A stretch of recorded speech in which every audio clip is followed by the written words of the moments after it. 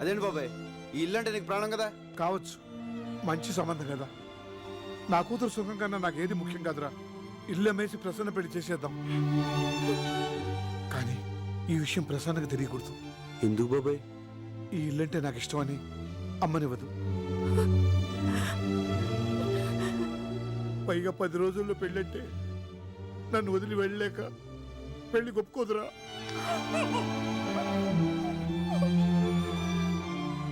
ఎందుకు ఒప్పుకోదు? నేను ఒప్పిస్తాను. ప్రభా, నువ్వు మాట్లాడుకో, నేను ఒప్పిస్తాను. అరే ప్రసన్న రా.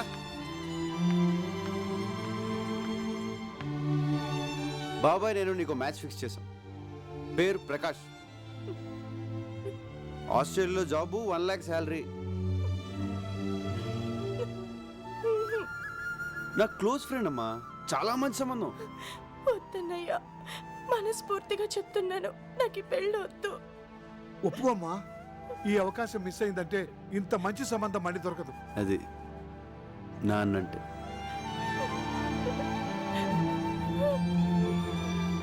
నాన్న, నాన్న. ఊరుకోమ్మా. ఊరుకో తల్లి.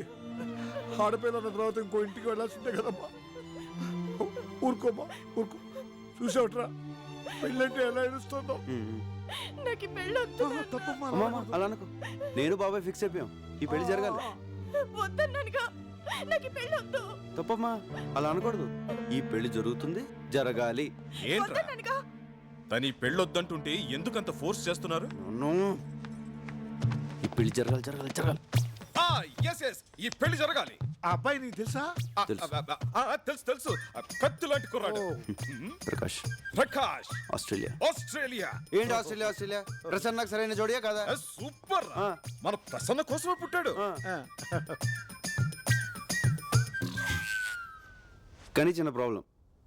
ఏంట్రా? కట్నం 50 లక్షలు అడుగుతున్నారు. దానికి బాబాయ్ ఇల్లు అమ్మేస్తాడంట. ఇల్లు. ఏంట్రా, ఇల్లు అమ్మేస్తావా?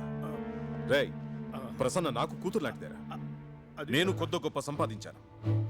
ఈ పెళ్లి ఖర్చంతా నాది. ఆడబడుచు కట్నాలు నాకు వదిలేరా, నేను చూసుకుంటాను. ఒరే పిచ్చోడా, మేమందరం సంతోషం పంచుకోవడానికి రాలేదురా, నీ కష్టాల్లో కూడా పాలు పంచుకోనేవరా.